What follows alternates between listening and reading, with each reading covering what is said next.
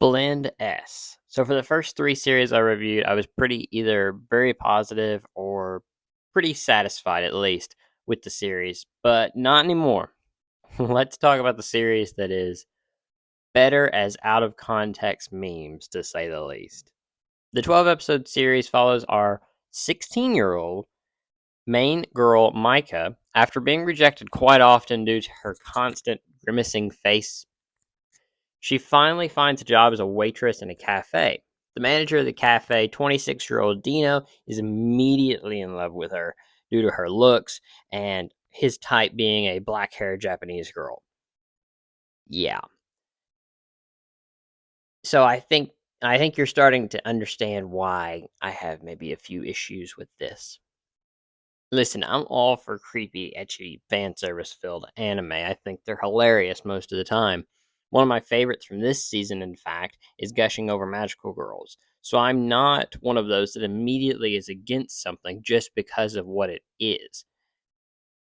The problem becomes when the haha joke turns into, oh, he actually wants to do stuff with this 16-year-old girl while he's 26. With a series like Wataten, it played it off as a joke and it further explained that relationship in the film, but here that never is. It isn't a joke. He actually wants to be with this girl.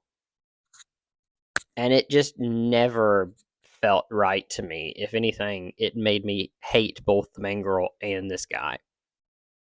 So anyway, let's move on from that because let's talk about good parts of this show, which is literally everything else. Like, it's incredible how one guy can ruin a series so much.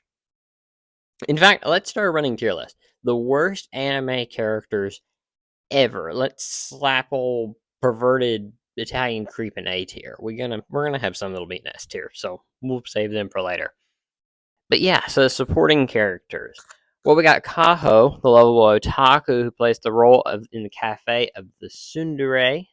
Mafuyu, the small but serious 21-year-old who, due to her size, is given the little sister role. Caillou, whose relationship with Kaho is 10 times better than the main two.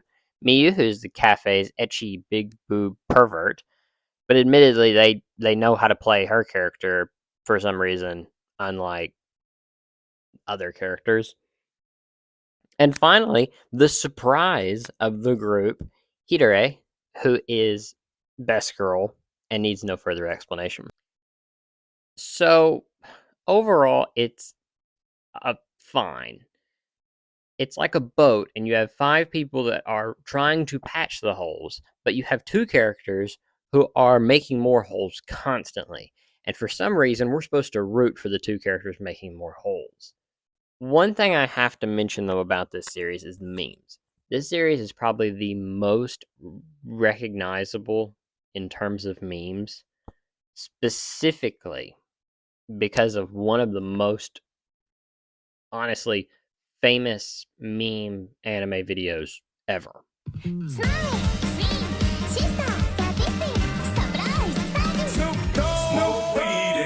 So, in terms of a score for this, 5 out of 10. The memes are funnier than the series. The main character takes up way too much time that could have went to the other characters who are far more interesting. And we're left with this back and forth of great content followed by awful content. Ranking it out of the 4 I've watched, it's at the bottom, no question.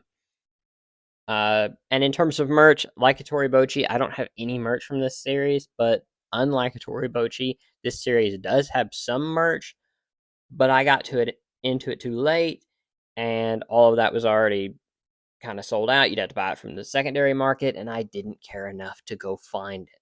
So yeah. Anyway, next up is my 5th anime, and it does not get any better than the 4th. Next up, we're going to talk about Amaru-chan. Subscribe. I'll have that out in a few days.